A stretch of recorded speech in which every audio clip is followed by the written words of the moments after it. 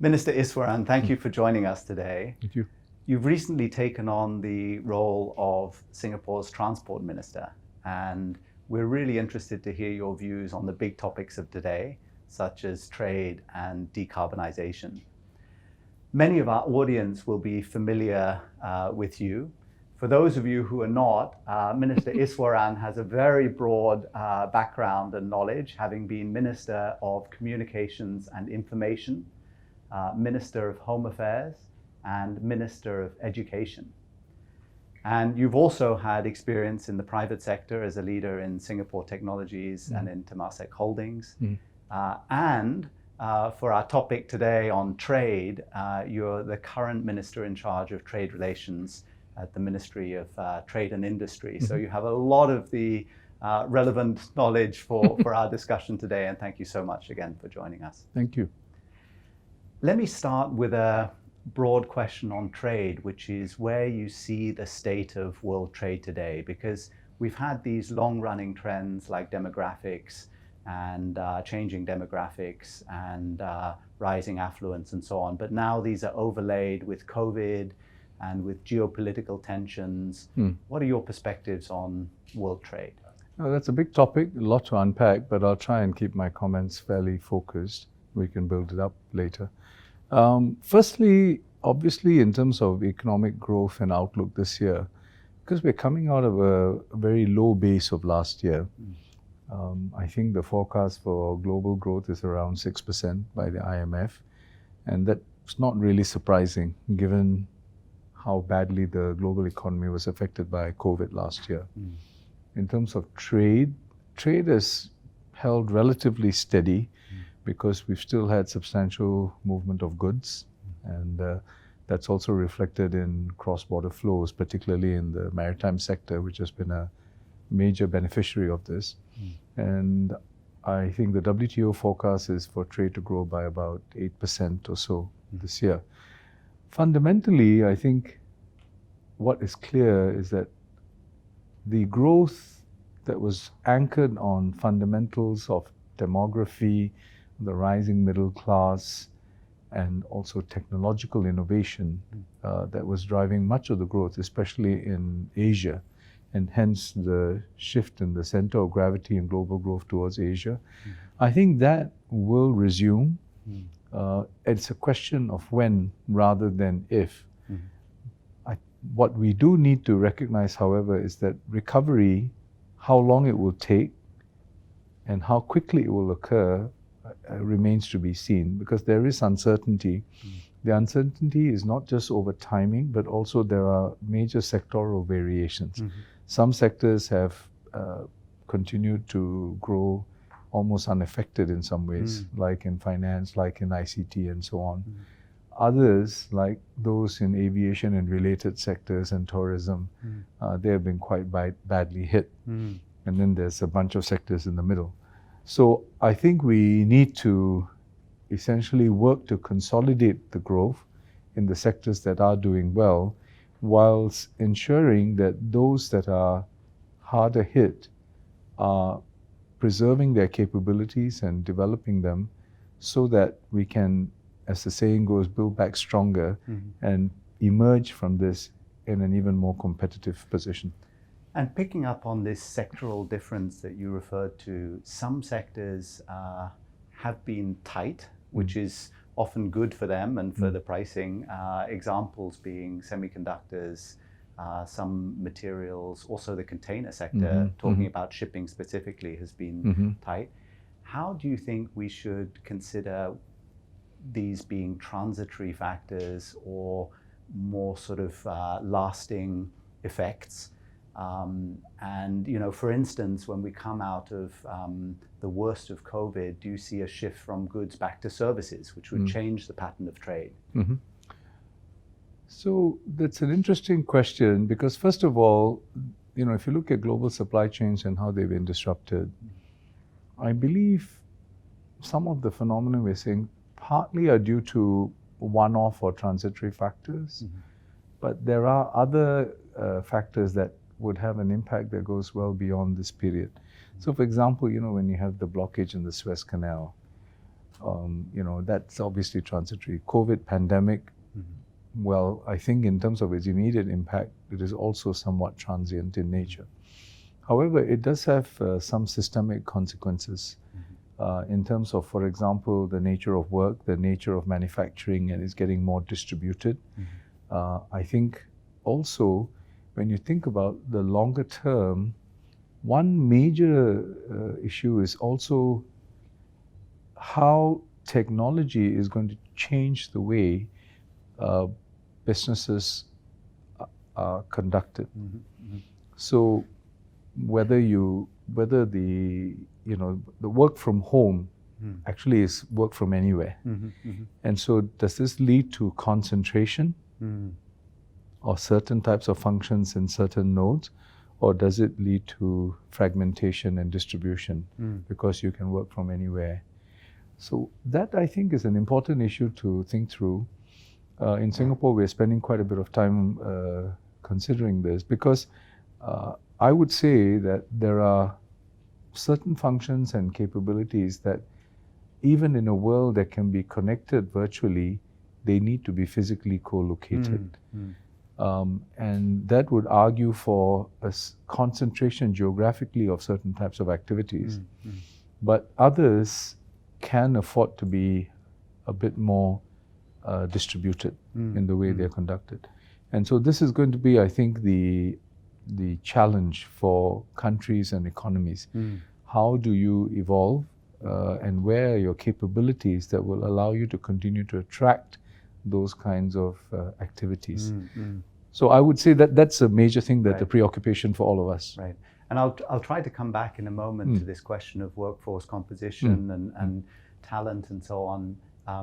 But just continuing with the thought about flows and physical versus digital, how is Singapore thinking about planning and timelines for Tuas Megaport, for Terminal 5? Because one element is these physical flows, and for that one needs infrastructure to do it well. Indeed. If we're shifting more to virtual flows, does that change anything on infrastructure planning? I think, the reality is goods still have to flow physically. If they're manufactured in one place and consumed in another, then you have to get from A to B. And how do you do that?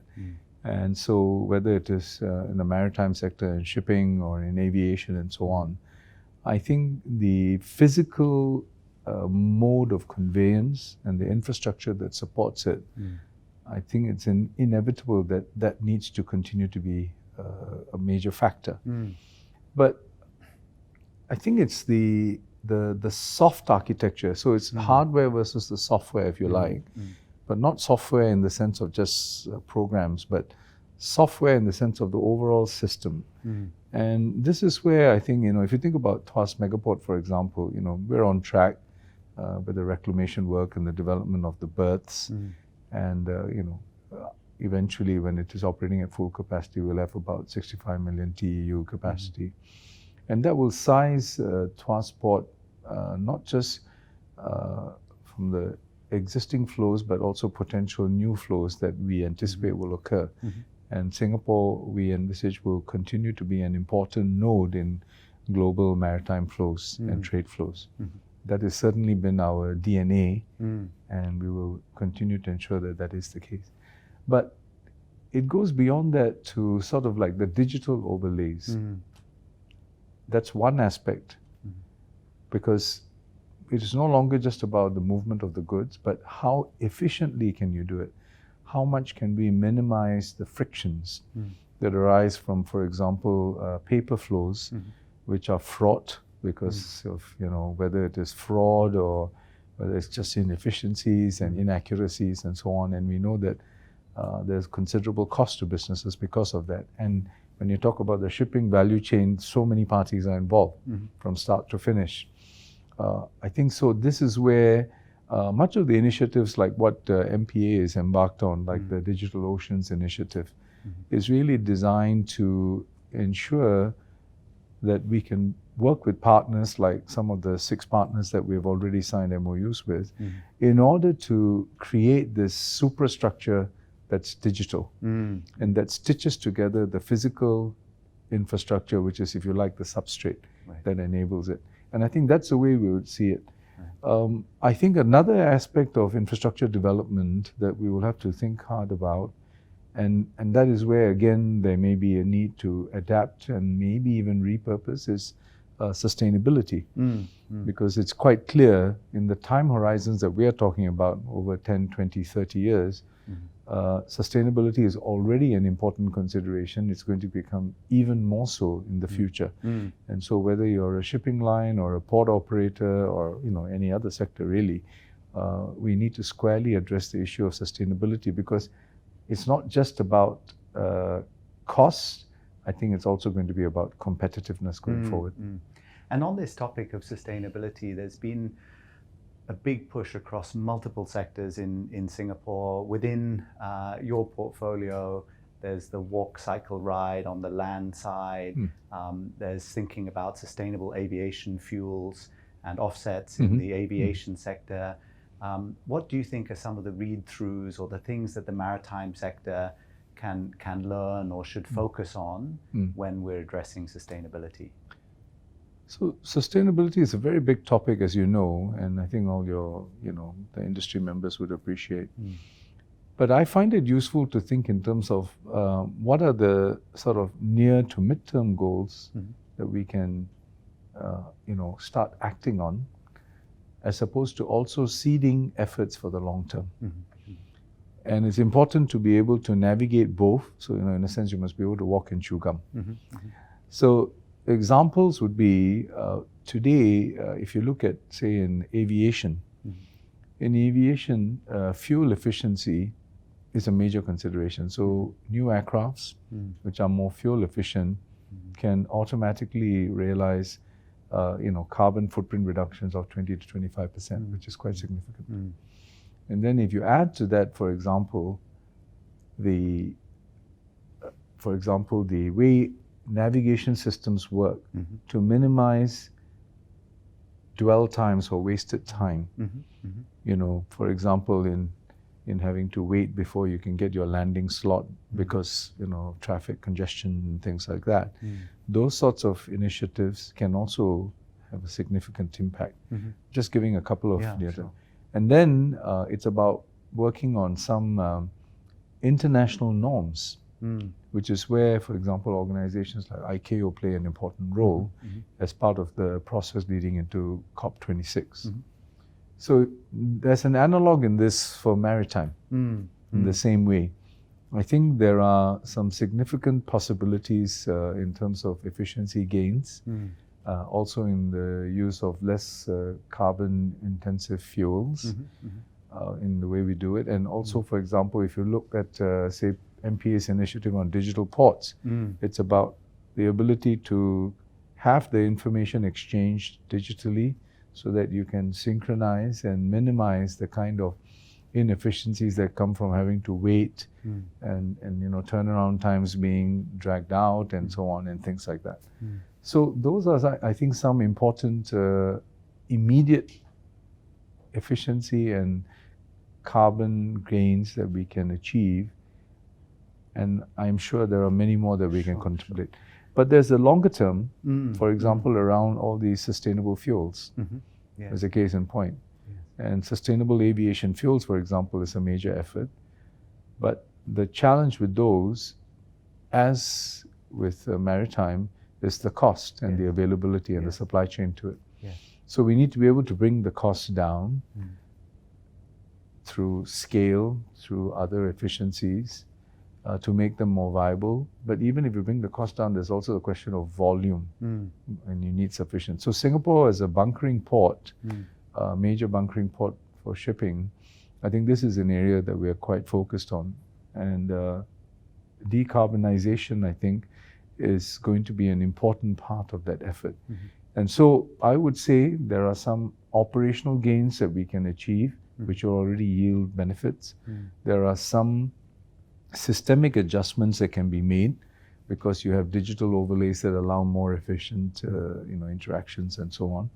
Then there are longer term outcomes around sustainable fuels And, then if you think even further afield, not just LNG and so on, but we're thinking of, hydrogen and ammonia and so on and things like that. So I think there's a lot of potential, but in a sense, we need to get the ball rolling because the task is an urgent one, right, and we need to reap the benefits early. Yes.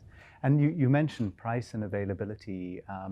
Just zooming in a little bit on this price question. Obviously, scaling is one important factor. But the other question that often comes up in industry discussions is, how is the burden shared? Because obviously the players have a primary role in investing in ships or in chartering ships. Government has a role, whether it's with investing in new solutions, but also there are market mechanisms. So of course offsets and carbon trading and so on. It'd be very interesting to hear your thoughts on how this price gap can be, where the balance of emphasis should fall. Yeah, that's an important question because when you're thinking about, say, initiatives to reduce your carbon footprint, as you move up the option ladder, the costs become greater, and therefore the cost-benefit ratios become more challenging. So the easy, low-hanging fruit are almost no-brainers. It's just about getting it done. Then there's a bunch of steps we can move on where, with some investment, whether it's by government, the private sector, or a combination, we can move. But when you go further afoot, then it starts to, the economics gets challenged. So what are the things that can help that process? Well, businesses, from a business perspective, one of the concerns is always competitive advantage or disadvantage. So if I have to bear a cost that my competitor doesn't have to, then, I am disadvantaged. So the water level has to rise, in a sense, for everyone. No pun intended, but it has to be that way. So in that context, so regulation is key. Not just domestic regulation, but global regulation. Because if the standards are applied equally across, then I think the industry will adjust and adapt. But if certain places do so, or certain jurisdictions do so and others don't, then I think it starts to create a unevenness, as well as, and then you start to, induce gaming behavior and so on, which is not what you want. So it's a global commons challenge, and we need a global commons solution that applies across the board. In addition, I would say governments need to also think in terms of, for example, carbon needs to be priced correctly. So you talked about carbon, whether it's exchange trading mechanisms or carbon tax. In Singapore, we've announced $5 carbon tax and so on. As a start, I think that is going to be a key thing, because once you know that there is a price for the emission, then it makes the economics of whether it's an abatement measure or an alternative fuel solution and so on, much more realistic. But if you can emit costlessly or at a very low cost, then of course the economics will not square. So I think governments have a role to play there, but it's not just governments acting in their own jurisdiction, but we do need a coordinated international strategy for this. And I think this is also where the IMO plays a very important role. Yes. And actually in the industry, we've been sort of seeing how patchwork legislation can create an unlevel playing field and can be challenging, but also how traded schemes can sometimes lead to a lack of visibility on what is the price going to be? Yes. And therefore, should I invest in this new Exactly. ship or this new technology? And it's just surprising. I'd be interested to hear your reflections. It's surprising that governments are not rallying around IMO more, in shipping being one of the industries where we actually have global legislation. Do you think that the winds are blowing in the right direction for more global collaboration on the issue of taxes, or it's going to continue to be regional trading systems? So, as you know, Singapore is a small country, heavily reliant on trade, and we have been strong advocates of global multilateral solutions. The reason is because that way you can ensure a level playing field and clarity for all players, so they know what the rules are, and then we play on that basis. So for the WTO, for example, in the context of multilateral trading system, we think it's important because when you establish those rules, it creates much clarity for all. There are regional and bilateral trading agreements. Singapore, in fact, is party to many. But our posture has always been that these must be in complement to and support the multilateral trading system and not be at the expense of the multilateral trading system. I think that's a key thing. And so what it means is that you have an open architecture. So when we enter into, for example, something like the CPTPP or some of the other agreements, we always emphasize on it being an open architecture in two ways. First, it sets standards about the path that is possible going forward. In other words, a high standards agreement. So it has a strong demonstrative effect for other trade agreements, including at the multilateral level, showing that it can be done, and this is how it can be done.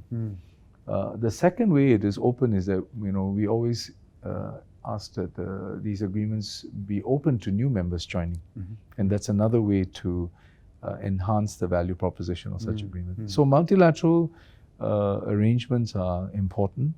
Global agreements on, whether it is on tax and so on, I think it'll be very hard to say that all governments have to harmonize their tax system. I think this is sovereign, and you have to accept that there will be variations in that regard, not least of which, it's not just carbon tax, the corporate tax and everything else, although the G20 and so on are working on the BEPS type initiatives. But I would say what we should be looking at when in terms of regulations and governments is at least to make sure that we all are conforming to the same standards, because that in itself will accord a certain level of certainty. So a shipper or a business doesn't have to reckon with one set of standards here and then another set of standards there. This is not unique to shipping, by the way, as you know. There are many other industries that are in the same position. So that is certainly one area I would emphasize that we need to ensure. And beyond that, I would say that governments need to also think in terms of how do I bring industry into the consultations and discussions, because I think industry players have some very valuable contributions to make in this regard, because they approach this from an operating perspective, and then we can look at this and then see how we can come together to generate solutions. Because you made an important point, certainty. So, for example, a tax has certainty, but it is a certain burden. If you're buying off a trading system, well, it's market-based, but it has volatility. So, the question is, how do you trade off on between these, and which is a preferable outcome? And this is where I think industry and governments need to engage. Right. Well, just as a final comment on this before we move back to the topic of workforce, it's quite exciting now that we have established the Global Center for Maritime Decarbonization here in Singapore, and this is very much along the lines of some of the topics you mentioned, standards, certainly, a multilateral thinking, how can we bring together good ideas and so on across the globe and with other centers, and hopefully that will help us to accelerate the work we're doing in the maritime sector. Absolutely. I think the Decarbonization Center is an important initiative by MPA. In the end, really, you want it to be a catalytic nucleus where not just industry, but also solution providers, technology, those who are looking at it through new kinds of business solutions, business architecture, but they can all come together, because I think this is not a one-shot deal, you see. I mean, we need solutions that are going to, apply over the decades.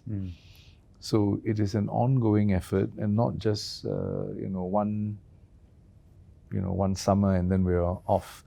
So that's why I think the Decarbonization Center is important, because it aims to bring together all the important players, the different stakeholders, bring innovation squarely into the equation, but focus that innovation around key problem statements. Right. Because ultimately it is innovation with a purpose, and the purpose is decarbonization. Right. Something that's deeply understood here in Singapore is that in order to move forwards on all these fronts that we've been discussing, whether it's trade, shift to virtual flows, decarbonization, and so on, you need good people and you need the right talent. We've been working in Singapore for some time now on upskilling and reskilling. Productivity has been front and center of our thinking and the government's thinking for many years now. What's your assessment of where are we on this journey? Do you feel that we're cracking this nut, or there's still a lot to be done? What are your thoughts? So I think I have never not heard productivity mentioned in all my years in government and in the private sector. I think it's best described as an important work in progress. And the reason is because any initiatives around skills upgrading, productivity improvements, and overall capability enhancement in the industries, and therefore anchoring our competitiveness, these must constantly respond to a very dynamic environment. Not least because of technological shifts, but also because of broader trends and so on. So that's why I feel that it's, we talk about lifelong learning, for example. Now, to some that sounds like a life sentence, but for others it's actually a very invigorating idea that you are constantly learning and improving and adapting. And indeed it can be quite invigorating. But it requires first a mindset. Importantly, of course, amongst our people, because they must embrace the notion that this is an ongoing process. Not always easy, because it means change, it means adaptation continuously, and it can sometimes sow some uncertainty in the minds. But it's also mindset amongst the employers, because if the companies take the attitude that it's the job of the government to train, and my job is just to employ and then deploy, and then maybe, if it changes, I just reconfigure. I don't think that is a socially sustainable way going forward. Because if you're talking about it in terms of as stakeholders, not just in the economy, but the larger society that anchors our economic activity, then it's important that businessmen and business leaders also understand that this is a shared responsibility. Not least because when you talk about digitalization and technological change and all the new opportunities they create, but also existing jobs and opportunities which they may reconfigure, sometimes even decimate, right? So how do we create confidence and trust, especially amongst the workforce, that when we embrace technology, they will be looked after, and in fact it is in their interest. And the only way you can do that is if governments work together with the industry leaders, industry as well as with the unions and the workers, to make sure that this is a constructive outcome. Because there will always be winners and losers. So any kind of policy that is aimed at globalization, embracing technology and so on, is, I think, one-dimensional unless it is complemented by programs and policies that allow individuals as well as businesses, especially SMEs, to adapt. Right. So that they can also pivot into the new opportunities, even if some of the existing opportunities fade. And as a maritime sector, actually, when we look around us in Singapore, we do see tremendous shifts in terms of innovation outcomes, and whether it's in biotech or fintech, crypto, the whole ecosystem of digital innovation, for instance. There are a lot of good examples to draw on, but I think your message is a good one, which is companies need to step up and play a role and not wait for things to be delivered. It's a joint responsibility. Right. And, in the maritime sector as well. So as we say, we talked about how there are a lot of new things happening, but it means new skills need to be acquired.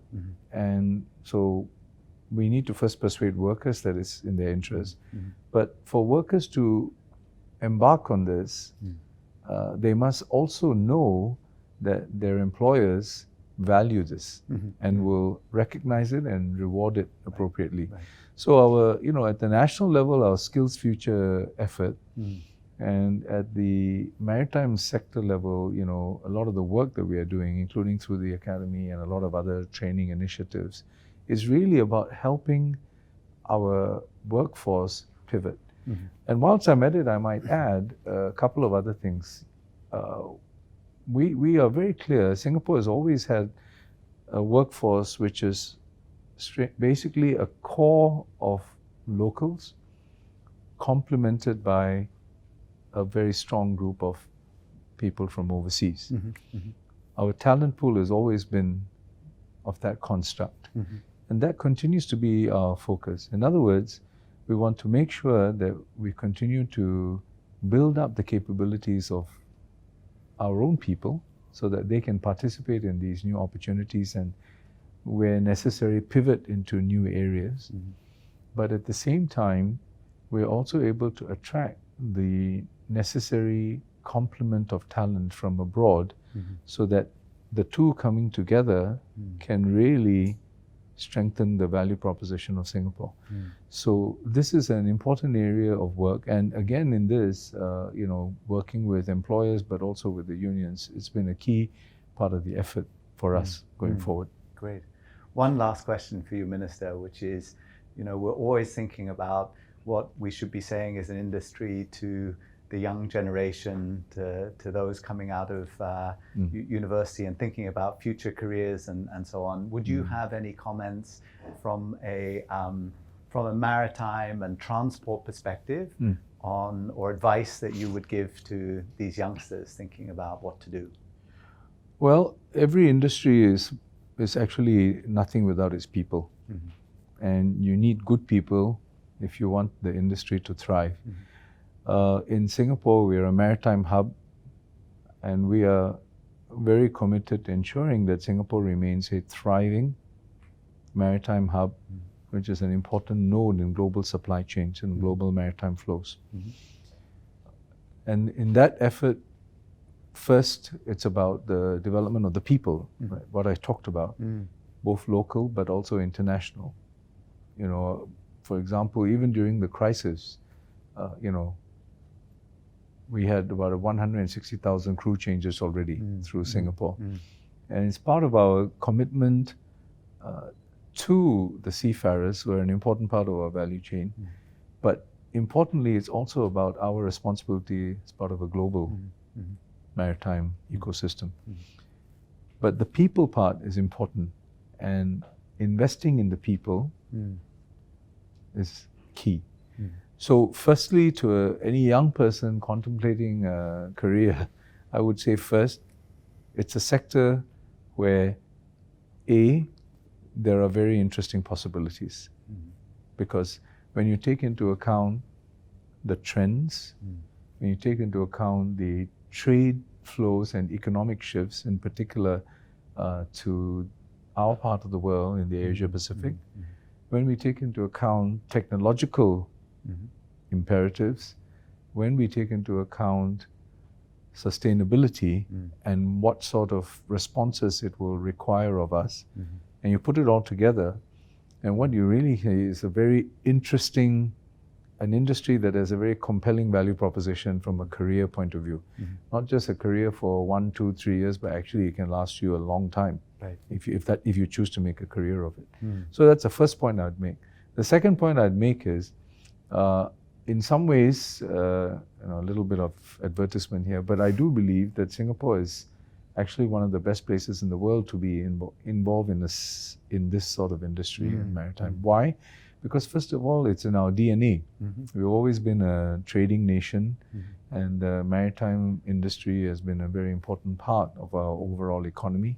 And we have a very clear commitment to its continued growth in Singapore, not least because of the kind of investments we're making, say, in the Tuas port and all the initiatives that MPA is making. So that, together with the fact that we will continue to invest in the capability of our people working with partners from the industry.